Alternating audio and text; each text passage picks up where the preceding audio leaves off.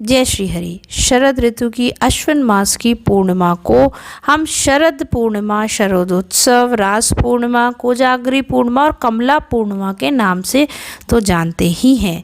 पर इस शरद पूर्णिमा में क्या ऐसा खास है जो इसकी दिव्यता को और बढ़ा देता है? इस शरद पूर्णिमा पे हमको भगवान चंद्र का आशीर्वाद, भगवान कृष्ण का आशीर्वाद और माँ लक्ष्मी का विशेष आशीर्वाद प्राप्त होने वाला है।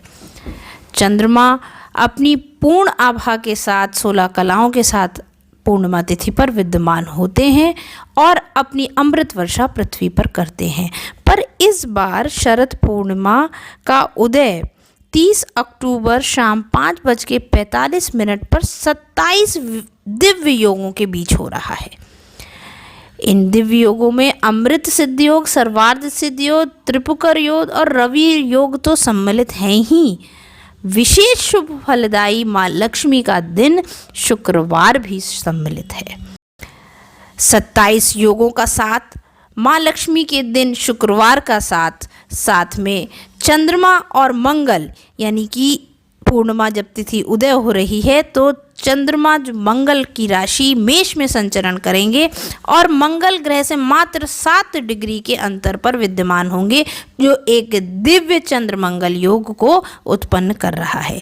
इस योग का फायदा उठाएं और माँ लक्ष्मी की पूजा में रत रहें। शरद पूर्णिमा के इस शुभ अवसर पर विशेष ग्रह गोचर और ग्रह स्थितियों के सानिध्य में हम माँ की कृपा प्राप्त करने के लिए 5 दियों को प्रज्वलित करेंगे। अगर इस समय का उपयोग करके, इस शरद पूर्णिमा का उपयोग करके अगर हम अपने संपन्नता को बढ़ाना चाहते हैं, आर्थिक पक्ष को सुदृढ़ और मजबूत करना चाहते हैं, धन, वैभव और यश की प्राप्ति करना चाहते हैं, तो इस शरद पूर्णिमा पर गोधूली बेला का आप इस समय का सदुपयोग करें और इस समय माँ की पूजा में रत रहें। 5 दिए आपको बनाने होंगे। घी के दीपक होंगे छोटे। अगर आटे के दीपक आप बना सकते हैं तो बहुत शुभ फलदायी रहेगा, नहीं तो आप कोई भी दियाली इस्तेमाल करके घी के 5 दीपक बनाएंगे और चावल की ढेरी पर ये दीपक आपको रख कर प्रज्वलित करने होंगे। माँ का मंत्र महालक्ष्मीभ्यो नमः का जाप आज इस शरद पूर्णिमा में विशेष शुभ फलदायी रहेगा, इसलिए इस मंत्र का जाप करते हुए पहला दीपक जो है वो आप अपनी देहरी पर रखेंगे। चावल की ढेरी पर उस दीपक को किसी भी दिशा में देहरी में आप प्रज्वलित कर सकते हैं और ओम महालक्ष्मीभ्यो नमः का जाप करते हुए उस दीपक को, पहला दीपक वहाँ प्रज्वलित करेंगे।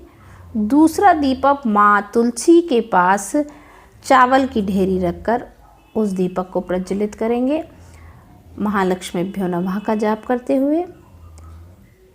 तीसरा दीपक भगवान चंद्र को अर्पित करेंगे और जहाँ से भी भगवान चंद्र के दर्शन हो रहे हों वहाँ कहीं भी बाहर छत पर आप चावल की ढेरी पर उस घी का दीपक प्रज्वलित करेंगे और महालक्ष्मीभ्यो नमः का जाप करते हुए।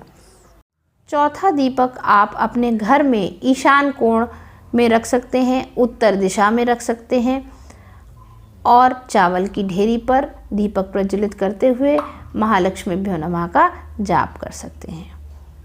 5वां दीपक महालक्ष्मी के समक्ष माँ का पूजन करने पर गोधूली बेला पर ये दीपक प्रज्वलित करेंगे और माँ के समक्ष बैठकर महालक्ष्मीभ्यो नमः का कम से कम 11 बार जाप करेंगे। अन्यथा आप श्री सूक्त का पाठ भी माँ के सामने बैठकर कर सकते हैं। इससे सुख, संपन्नता, वैभव और माँ लक्ष्मी की विशेष कृपा आपको प्राप्त होगी। आपका आर्थिक पक्ष बहुत सुदृढ़ और मजबूत होगा। शरद पूर्णिमा का ये दिव्य रात्रि समय, गोधूली समय और उस पे ये ग्रह गोचर आपकी लिए शुभता को कई गुना बढ़ा रहा है।